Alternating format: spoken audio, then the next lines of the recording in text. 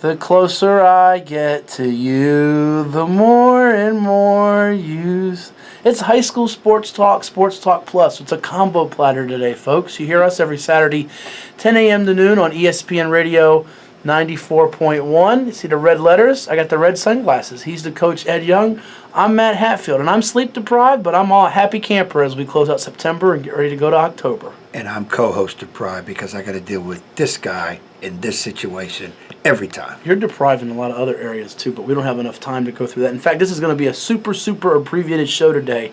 But Ed, as you know, every week I do my Hats Hits takeaways, and everybody loves to hear your reaction to them because you like to poo-poo on them. Not literally, but tell me what I'm wrong about. And right now we're tied in high school picks. You're beating the stuffings out of me in college picks, though I got Texas over TCU over you last week, and I'm up a couple on you in the NFL. So my 5 takeaways. Number 1, Highland Springs took down a very good Henrico team by 34, did so methodically and made it look easy. They're committed to the championship process in all 3 phases.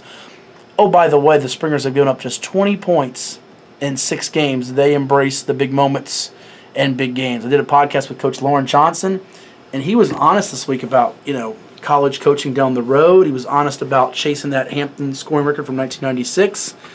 And they have a program that is a machine right now, week in and week out. Well, they're going for the record for scoring. I got to believe that. What about their defense, though? They got athletes on both sides of it. They're going to win. They're saying they're not going to lose another game the rest of the year, all the way to state championship and win that. And within a year or two, Coach will get his opportunity to move up to the college level. Will they get threatened, though? Is anybody going to threaten I think Stonebridge? So. Yeah, I think somebody. Stonebridge is the team? Yeah, they're going to run into somebody that they're going to be like, whoa, wait a minute. Farina? We haven't played this in a while. Broad Run? Indian River in the state semis? I'm saying I say they're going to win the rest of the year. I didn't say they're going to roll over everybody. They're going to have some stumbling blocks coming up. Number 2, speaking of great defenses, for those waiting for that 7-5-7 showdown October 20th with Oscar Smith and Indian River, check out what their defenses are doing. Combined, they gave up 3 touchdowns in 8 games during the month of September. # buckle your chin strap. We know about the Tigers with Horace Sawyer, DeAndre Davis, Malcolm Britt. The Braves with Ben Smiley, Kenai Cray on the D-line. You also got Ashawn Moore and Charles Dixon, the Morgan State commit at linebacker. These 2 defenses are lights out.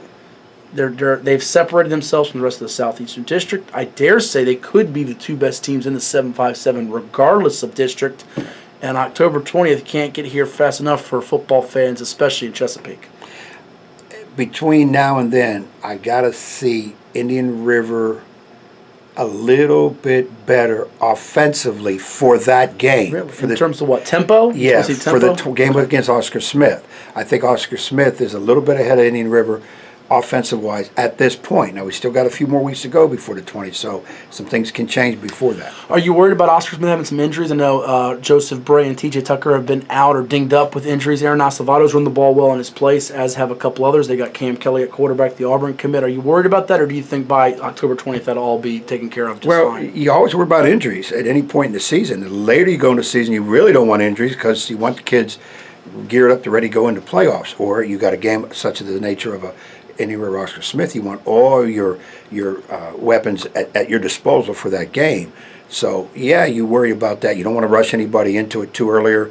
Sometimes you don't want kids coming off an injury situation in a big game. You'd rather have them play a game. Of course, you say, well, what? They can get ready in practice, whatever. In practice and game, 2 different things in terms of mentality and what goes through a kid's head. So, yeah, that could play a role. You hope injuries never play a role.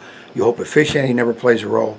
And you don't want a lot of mistakes in those kind of big games. You see what I did today? I got the 7-5-7 hat because you can hear the 7-5-7 at 6 weeknights on ESPN Radio 94.1, and I'm repping the 7-5-7 showdown coming up in October with the Tigers and the Braves. All right, number 3. This is your guy right here, Gabe Pfizer. You remember him from Grundy, right? The running back. Man. Listen what he did. 368 yards, a school record again. 5 touchdowns. They beat Twin Valley 50-16. I believe that's his 3rd 300-yard game of the year. He's a Class 1 beast. Mr. Pfizer. Pfizer is the water man of the year. Can he be Gatorade Player of the Year, even at a school like Grundy? I mean, we've seen a lot of big names get Gatorade Player of the Year. You think of Wayne Davis. You think of Demetrius Nicholson. I mean, you go to the list of guys that have gotten a Gatorade Player of the Year. Can he get that even at a school like Grundy? Is it possible? He should be able to, but sometimes that award is so political. I won't divulge why I say that right now. So you're telling me he should, but he won't. Is that what you're trying to tell me? I think he will. Boo. I think he'll get consideration. He's my leading candidate right now. It's only September 29th, but he's my leading candidate right now. Number 4. No, it was on Thursday, but Lake Taylor Phoebus physical battle lived up to the competitiveness of some past encounters that were classic with those two. Gutsy late drive by the Titans sophomore quarterback Jeff Foster against that defense without their go-to wideout in Javon Harvey. 2. Lake Taylor thoroughly impressed. They got number 2 in the state in Class 4. Sharondo's number 1. Dinwiddie's right behind at number 3. They got through the tough schedule part. 3 games in 10 days, and I think we're going to be talking about them into November and December. It's going to be hard to beat them. I agree. I got no rebuttals on that at all. I feel that's going to be you're right on that one. Number 5, great bounce-back win for EC Glass and blanking Seminole district rival and previously unbeaten Brookville, 35-0. They were number 3 in our Class 3 top 10. 35-0. Score surprises me. To me, that puts the Hilltoppers back in the conversation as a prime contender in a loaded Region 40, which includes Blacksburg, unbeaten. Had on Mark Fout on our podcast on VirginiaPreps.com. Go listen to it. Ed did, or he will later.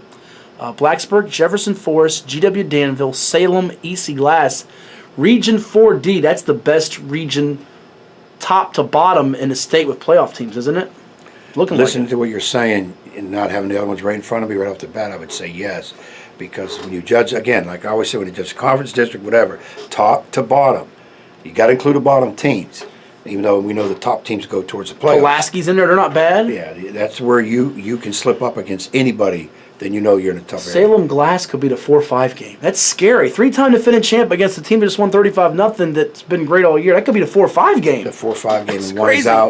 is out, and the winner plays one. It could be Blacksburg, who could have to beat Salem again or play Glass. So that region's great. So that does the top 5 hats, hits, takeaways on VirginiaPreps.com. We listen to us on Saturdays, 10 a.m. to noon on High School Sports Talk. Before we run some college pro football, real quick hitters here. Penn State, Ohio State. Who you got? Ohio State, wild, high-scoring battle, close. I'm going Nittany Lions by a field goal, but I am worried that wide receiver matchup for Ohio State could exploit the Penn State defense quite a bit. I'm going to go with revenge there. Notre Dame, Stanford. Who you got? Going with my Irish on the quarterback changing. It's at Notre Dame. Stanford is scary. Notre Dame by 4. Bryce Love thrusts himself into the Heisman conversation at the very top of the Heisman conversation. Big game. They threw the ball last week to come back and win. Stanford wins it by 6 with a comeback at the end in South Bend. No, you've been wrong before. You'll be wrong again. NFL. Who are you more surprised by right now? The Kansas City Chiefs, Patrick Mahomes, or the LA Rams with Jared Goff now being in talk of breaking some Kurt Warner records with the greatest show on turf, Part 2, out west with the Rams, if you will. More surprised? Yes. Chiefs. I figured the Rams would be where they at right now and all the hoopla with them. Kansas City with Mahomes taking over, question marks. And he's answered those so far way more than anybody expected. Will he continue on that pace? Doubtful.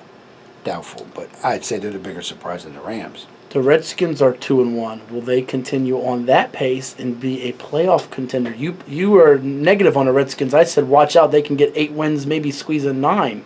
Are you rethinking that after beating Aaron Rodgers and the Packers in the rain? That's a major win. I never think they would beat the Packers. I was surprised. I think I said 7-9.